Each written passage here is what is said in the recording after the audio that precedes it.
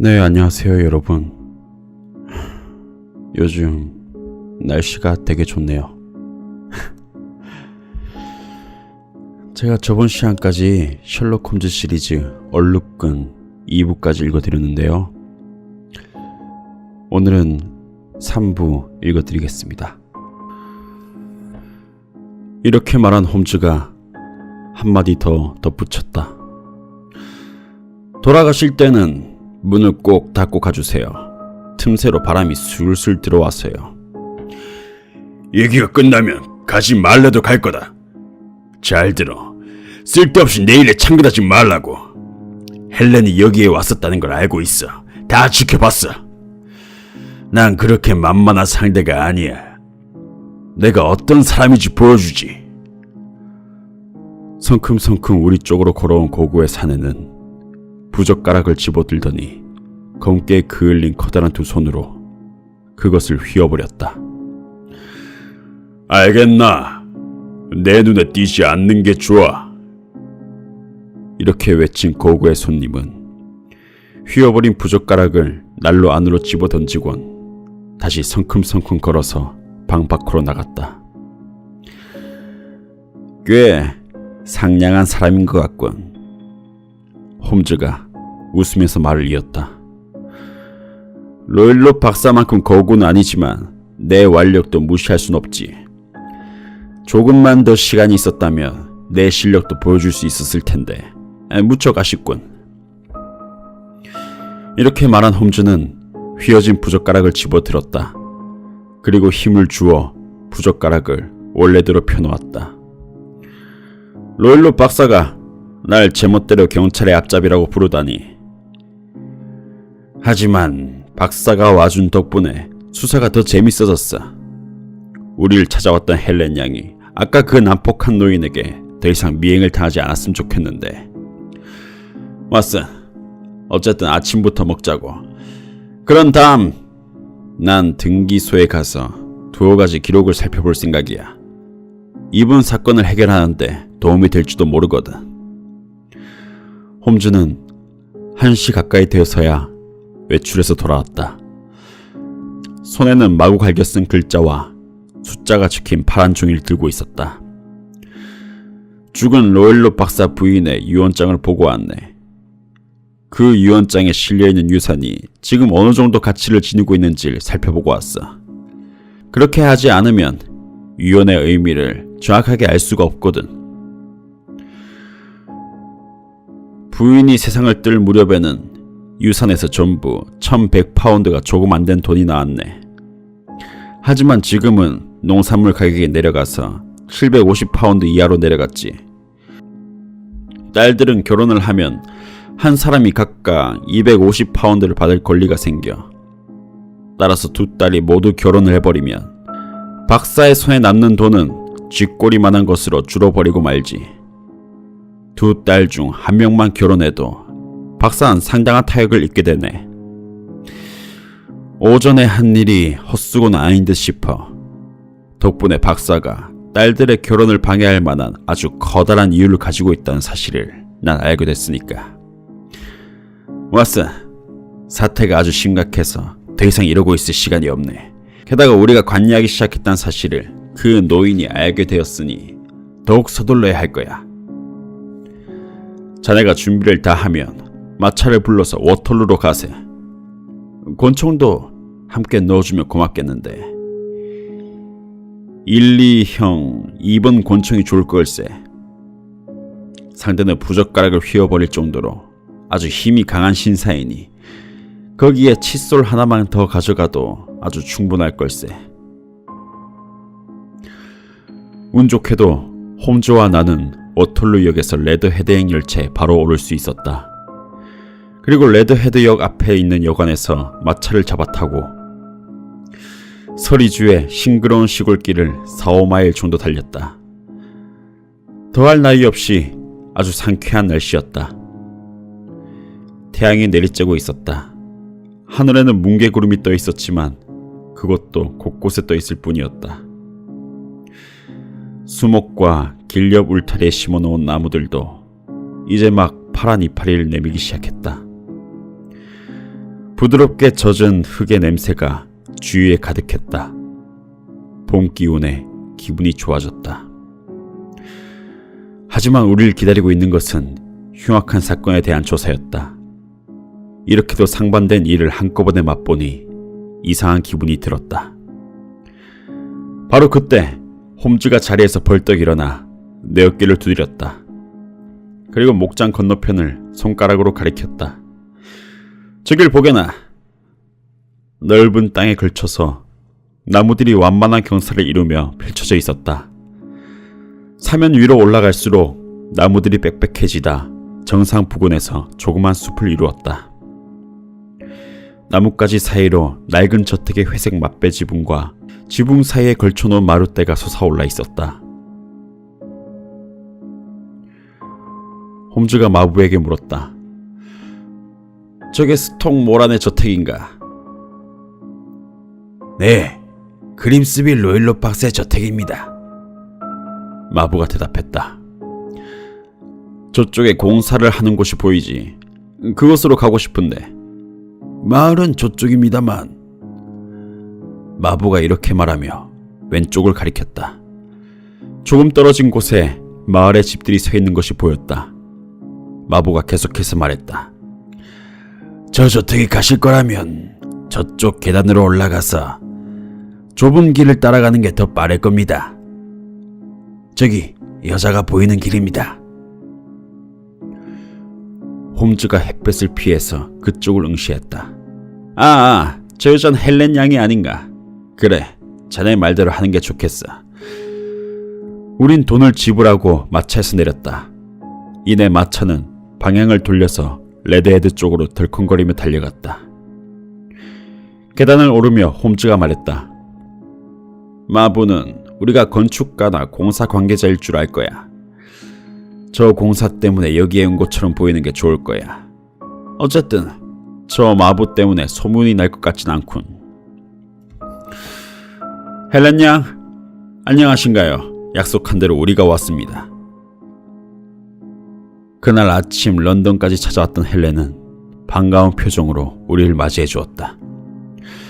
언제 오시는 건지 초조해서 견딜 수가 없었어요. 이렇게 말하며 우리 손을 꼭 잡고 악수를 했다. 모든 일이 생각대로 됐어요. 얼붓 아버지는 런던에 가서 저녁까지 돌아오지 않을 거예요. 헬렌이 말했다. 영광스럽게도 로일로 박사와는 이미 인사를 나눴죠. 홈즈가 아침에 있었던 일을 간략하게 설명했다.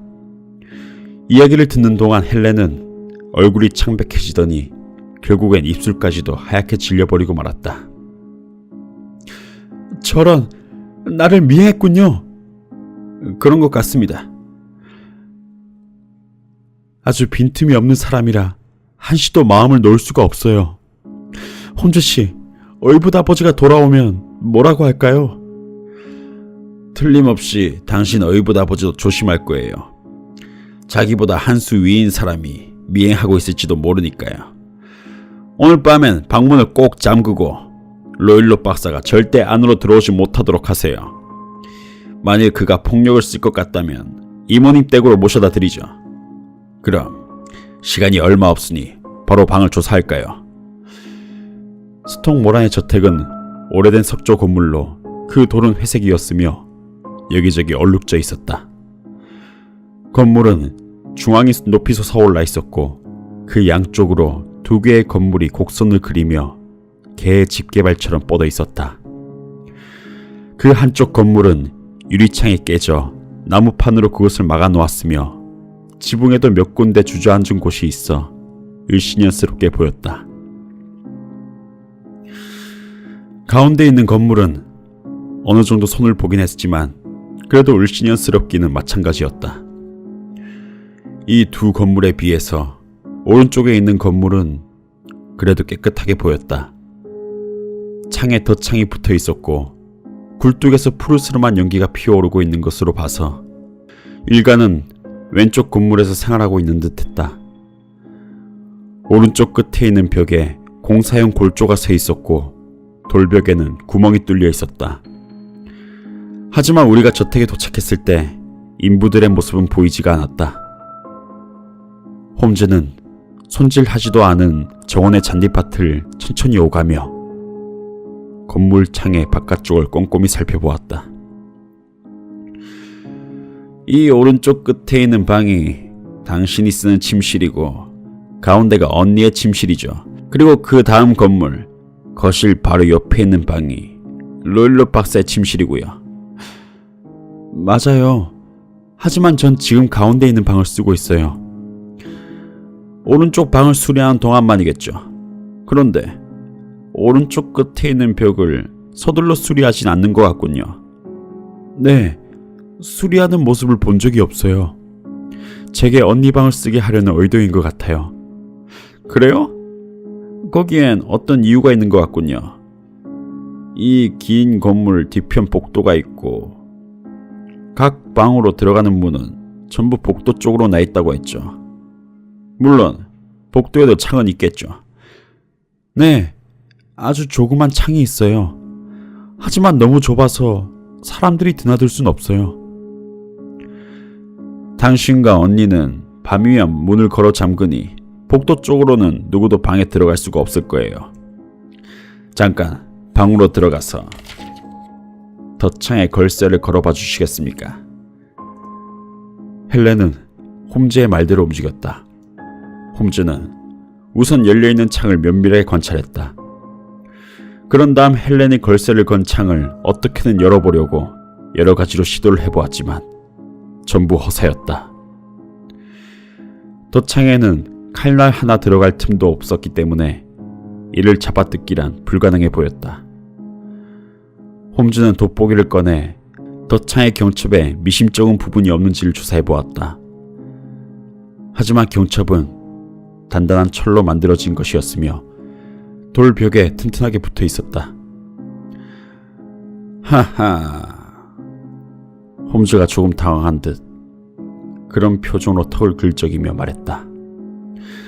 내 추리도 난간에 부딪힌 것 같아. 걸쇠를 걸어 놓으면 그 누구도 이 창문을 통해서 안으로 들어갈 수가 없어. 수수께끼를 풀 열쇠가 방 안에 있는지 한번 조사해 보도록 하세. 건물 옆으로 난 조그만 문을 통해서 뒤쪽에 있는 복도로 들어가게 되어 있다. 건물 옆으로 난 조그만 문을 통해서 뒤쪽에 있는 복도로 들어가게 되어 있었다. 회반죽을 바른 복도의 하얀 벽면에 3개의 방으로 통하는 문이 나란히 늘어서 있었다. 홈즈는 3번째 방은 조사하려고 하지도 않았다. 우리는 바로 가운데 있는 방으로 들어갔다. 가운데 방은 지금 헬렌이 침실로 쓰고 있는 방, 그러니까 언니가 최후를 맞이한 방이었다. 안락해 보이는 조그만 침실이었다. 천장은 낮았으며 벽난로가 커다란 입을 벌리고 있는 옛날 시골집 분위기를 살린 방이었다. 한쪽 모퉁이에 갈색 옷장이 있었고 다른 쪽 모퉁이에는 하얀 시트를 씌운 좁은 침대가 놓여 있었다. 창 왼쪽으론 화장대가 놓여 있었다. 그 외에 조그만 등나무 의자가 2개. 이 방에 있는 가구들은 이것들이 전부였다. 그리고 방 한가운데 사각형 갈색 윌튼 카펫이 깔려있을 뿐이었다. 바닥에 깐 판자와 벽에 댄 판자는 갈색 참나무로 만든 것이었는데 모두 벌레가 먹은 흔적이 있다.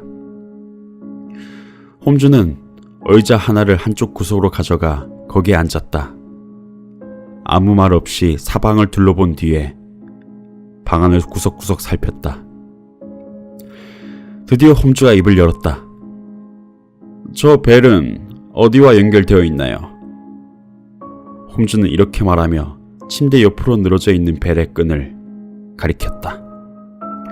둥그렇게 묶어놓은 끈의 끝이 침대 머리맡까지 내려와 있었다.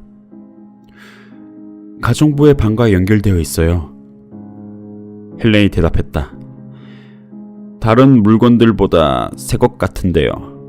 네, 한 2-3년 전에 달았죠. 언니가 원해서 단 거였나요? 아니요. 언니가 저걸 썼다는 얘기는 한 번도 들은 적이 없어요. 우린 평소부터 자기 일은 자기가 알아서 했으니까요. 애초에 이런 끈을 달아둘 필요가 없었다는 얘기군요. 이곳 바닥을 조사해 볼 테니 잠깐만 기다려 보시죠. 이렇게 말한 홈즈는 돋보기를 손에 들고 바닥에 엎드렸다. 그 자세를 유지한 채 날렵하게 앞뒤로 몸을 움직여 바닥의 널빤지 사이사이를 꼼꼼하게 살펴보았다. 같은 방법으로 벽 안쪽에 붙여있는 판자들도 조사하기 시작했다. 조사를 마친 홈즈는 침대 쪽으로 다가가 한동안 그것을 바라보다가 벽 쪽으로 시선을 돌렸다. 그리곤 천장에서부터 바닥까지 구석구석 살피기 시작했다. 그리고 마지막으로 벨에 연결된 끈을 힘차게 잡아당겼다. 뭐야? 장식이었나? 홈즈가 말했다. 안 울리나요? 네. 벨과 연결되어 있지도 않군요. 이거 아주 재미있어지는군요. 잘 보세요, 헬렌야. 환기구의 조그만 구멍 바로 위에 갈고리가 있고 끈을 거기에 묶어놓은 게 보이시죠? 왜 이런 게 있죠?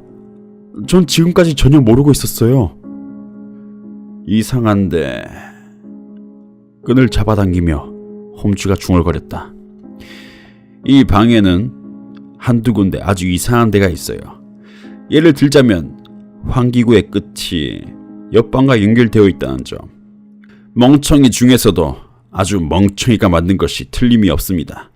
이왕 뚫을 바에는 바깥쪽으로 뚫으면 그만 아닙니까? 그 환기구도 최근에 뚫은 거예요. 벨의 끈도 그때 매단 건가요? 맞아요, 홈즈씨. 그때 세심하게 손을 본 곳이 한 너댓 군데 정도 되죠. 뭔가 말 못할 이유가 있었던 듯합니다. 장식으로 달아놓은 벨의 끈, 아무짝에도 쓸모없는 환기구. 헬렌야, 괜찮으면 옆방도 좀 살펴보고 싶은데요. 로일로 박사의 방은 딸의 방보단 조금 더 넓었지만 쓸데없는 가구를 들여놓지 않은 건 옆방과 다를 바가 없었다.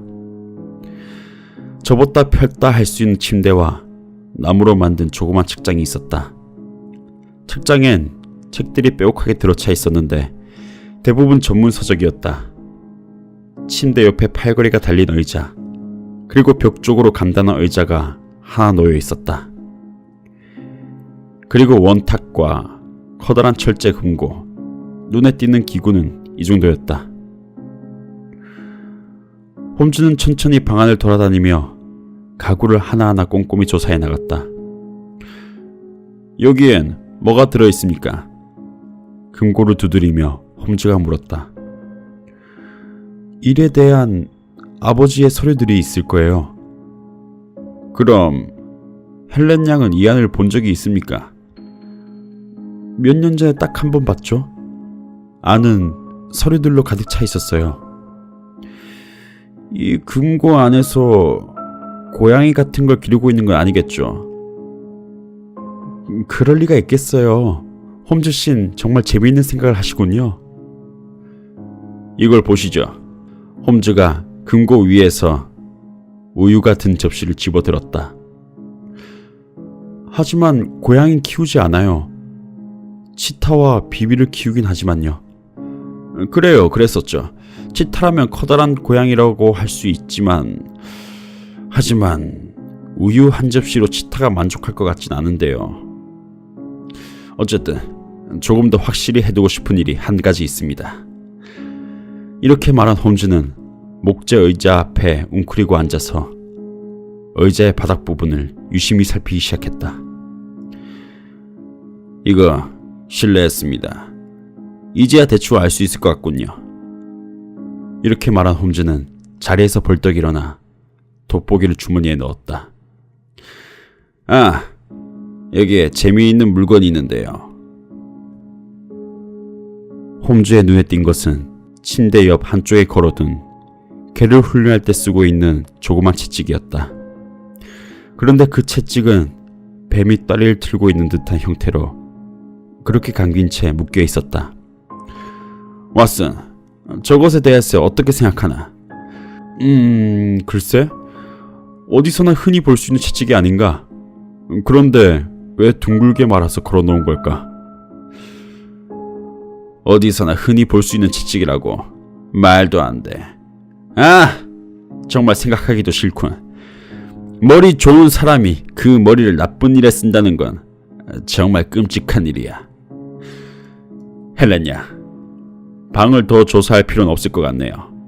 괜찮다면 잔디밭 쪽으로 나가보고 싶은데요.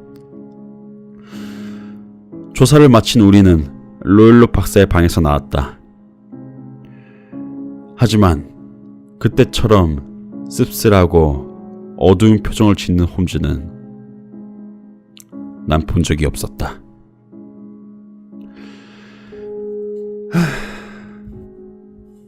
네, 여러분.